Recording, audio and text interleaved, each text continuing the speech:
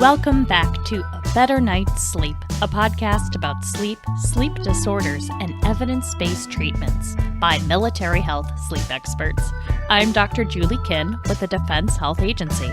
And I'm Dr. Jonathan Olin, sleep physician and medical director of the Evans Army Community Hospital Sleep Lab. Today we're going to be talking about nightmares. This is one of the topics I get asked most often about when I'm speaking to service members and military physicians about our podcast. Today we'll be getting into what to know and how to deal with nightmares. John, how common are nightmares? They're pretty common when they're mixed in with a person with an anxiety diagnosis and especially PTSD. Right, for post-traumatic stress disorder, having nightmares, recurrent thoughts while sleeping or awake is going to be part of it. For sure, exactly. So pretty common. And some people are more comfortable relating that they're having nightmares than, say, daytime impairment or daytime symptoms too. So, but anyway, yes, definitely common among patient population that I see. Obviously, I'm doing sleep and working with a military hospital. So definitely very common among the patients that we see. What about nightmares following a trauma when an individual doesn't necessarily have a diagnosis of PTSD? There's some data that 20 to 35% of people that experience a trauma will develop PTSD. For some traumas, that's higher. For example, sexual assault, there's some data that that's substantially higher. But overall, with individuals experiencing trauma, so again, within those populations, people that are traumatized, flood, combat, car accident, assault, it's not unusual at all that they'll develop nighttime symptoms, including nightmares. So it sounds like today we're not talking about stress dreams, like when you wake up in the middle of the night and you think you're late for your college course. We're talking about nightmares related to specific trauma. Is that right? Correct, right. So, John, when do you recommend folks get treatment for nightmares? Because I'm guessing that after a traumatic event, like let's say you see a car crash, it's going to be normal to have a couple of nightmares about it. At what point should we consider, okay, this is more than what's normal, this is starting to be unhealthy? When should folks go make an appointment? Yeah, so it's kind of a standard answer, but when it causes or associated with social or occupational impairment impacting on the rest of a person's life. So, right, if someone just finished some form of basic training or just finished a college class and is done with finals, but then has a dream that they're late for morning formation or has a dream that they missed their final and they wake up once and that dream never recurs, obviously that person's not going to seek treatment. But if it's frequent and severe and impacting on their overall sleep, so frequency and severity impacting on their then daytime function or quality of sleep consistently, then I think, obviously at that point it's sensible to go ahead and seek treatment. What about nightmares that don't relate to a specific trauma? For example, maybe one of our listeners is experiencing post-traumatic stress, but the nightmares they're having aren't related to that event. Sure, and that certainly happens, and I see that within my patient population. There'll also be people that say, my bed partner is saying I'm thrashing, I'm screaming, I'm tossing, turning, but I don't remember a thing.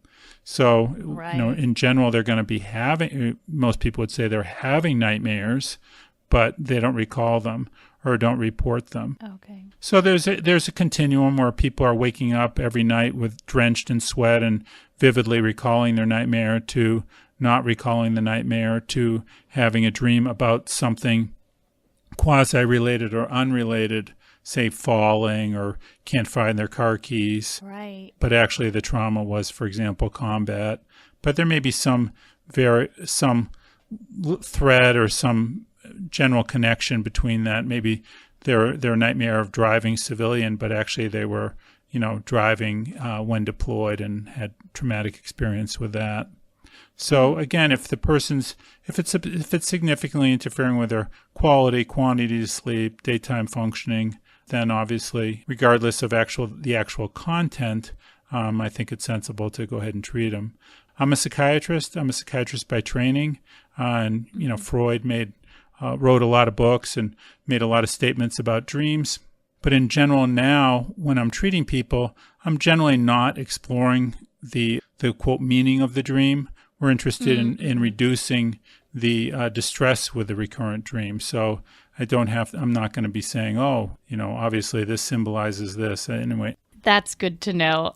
I'm wondering, is that a standard in the military health system that if our listeners seek treatment for nightmares, it's not going to include a lot of traditional Freudian psychoanalysis? I think so. Yeah, I think in general, if service members, or for that matter, civilians come and their chief complaint is I'm having nightmares 3 times a week, then the goal is to stop those, hopefully to go to a nice round number like 0, versus fully understand the significance and symbolism of each and every dream. So I can't even think of a time a person's come to me and said, I really want to understand these distressing dreams better. They mostly just want them to stop. Yeah. Before we get into treatment for nightmares, I have one more question. I've heard a lot of stories about so-and-so is having nightmares and woke up hurting their spouse or bed partner. Is that common, or is that more apocryphal, kind of a myth?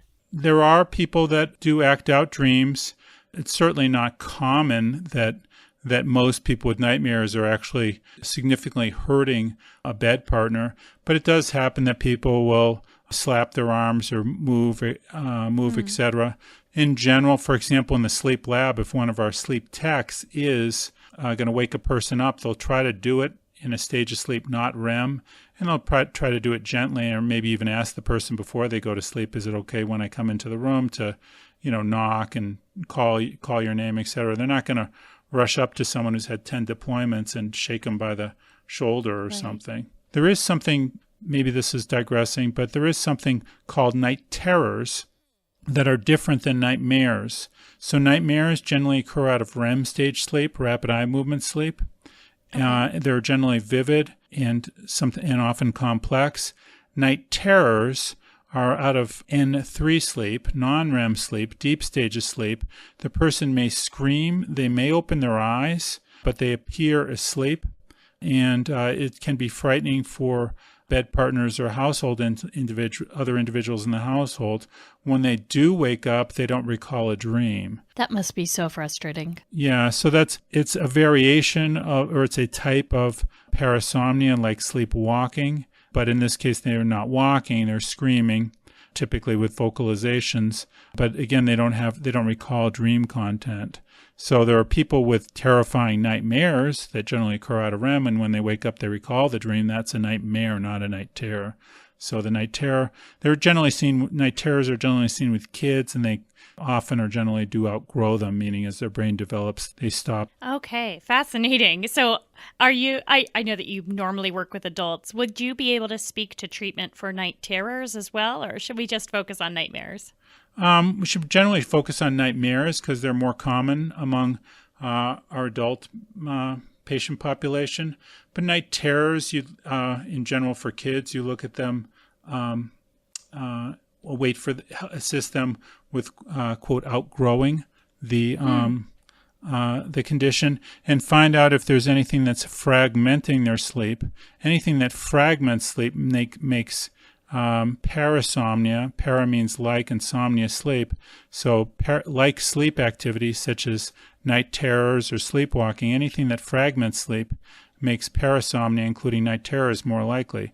So if a person has obstructive sleep apnea, if a person has restless leg syndrome, if a person has even PTSD with nightmares that's fragmenting their sleep, they may then may be more prone to night terrors. So finding and going ahead and trying to treat anything that's fragmenting sleep, so as sleep's then consolidated, the parasomnia can be reduced. So tell us about some of the evidence-based treatment for nightmares. There's overall 2 evidence-based treatments for nightmares, 2 with the most evidence, the best evidence, in my opinion.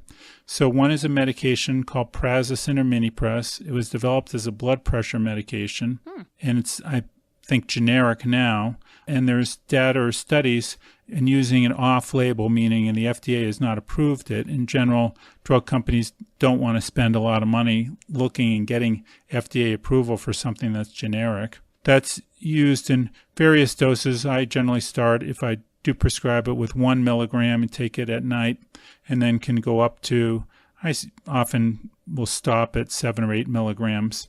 That's taken nightly. People do need to be careful and review that with their prescriber that, for example, at the first dose and any dose increase, they need to be careful about drops in blood pressure because it's, as indicated, as stated earlier, a blood pressure med, so people can get up and then feel lightheaded. So I always advise people with their first dose to get up, or not even just sit up, put their feet off the edge of the bed, wiggle their ankles around, flex their knees a little bit, and then stand up. And if they feel lightheaded, sit immediately back down. So that's certainly been used and is used. Definitely the most common medication that's used, in my opinion, the one with the most data. But the treatment that I really like, especially for our population, is a treatment called image rehearsal therapy, or IRT.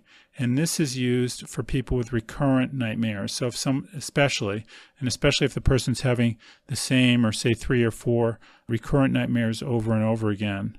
I'll ask someone if they're having recurrent dreams or recurrent distressing dreams, and generally many people will say yes. And then I'll review with them what image rehearsal therapy is. And if they're interested, we then go ahead and proceed, including in the first session often. And people have different ways of explaining it, but the way I explain it is dreams are virtually all visual. They're often following a trauma. So if someone has a civilian car accident, they may then have dreams of that car accident. They don't smell, for example, screeching, the smell of rubber in their dreams. It's, again, generally visual. So with image rehearsal therapy, the goal is to improve imagery skills, visualization skills, then take their least distressing dream, write it down, then write down what they want it to be, and then rehearse that new dream or changed dream. For example, if I have a car accident, then instead of me dreaming about getting T-boned or being in my car accident 3 times a week, I would practice imagery skills till I was pretty good at it. I say ballpark 8 or 9 out of 10 clarity. Then I write down my least distressing dream, I write down what I want the dream to be, and then rehearse that new dream. All these steps are done about 20 minutes a day. In other words, they don't require hours and hours, but if someone's practicing IRT 2 minutes twice a week, they're probably not going to get much better.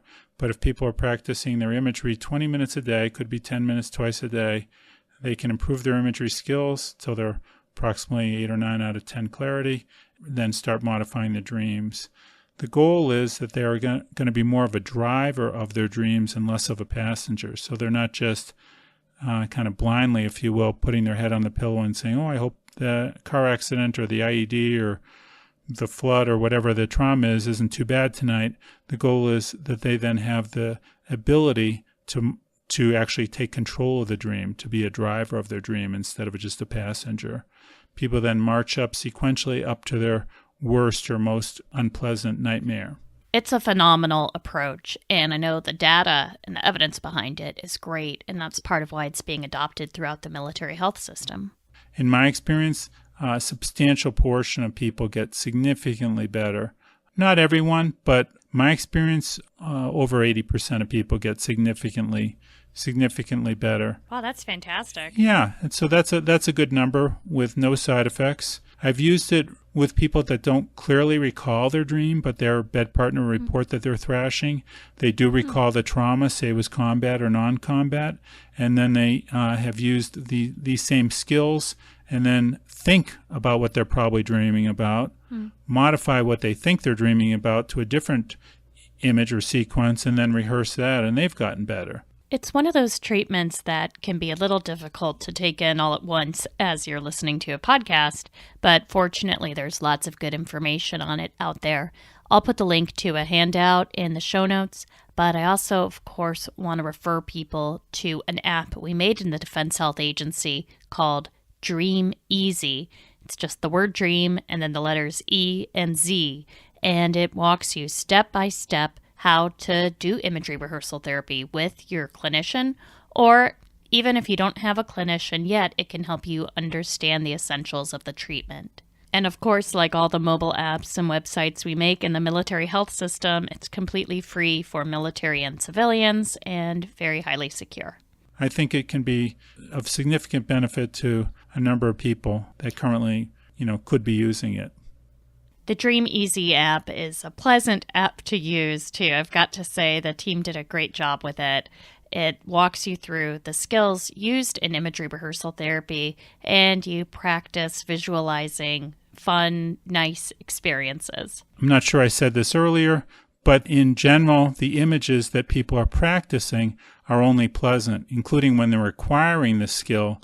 They'll pick something that's real, maybe them sitting in their living room, or imaginary, walking on a beach in Tahiti. They've never been to Tahiti, but they saw it on History Channel, and then just imagine that with, say, the sun glancing off the waves and walking along the beach. So again, there's no reason to rehearse an actual nightmare. That's already been rehearsed enough.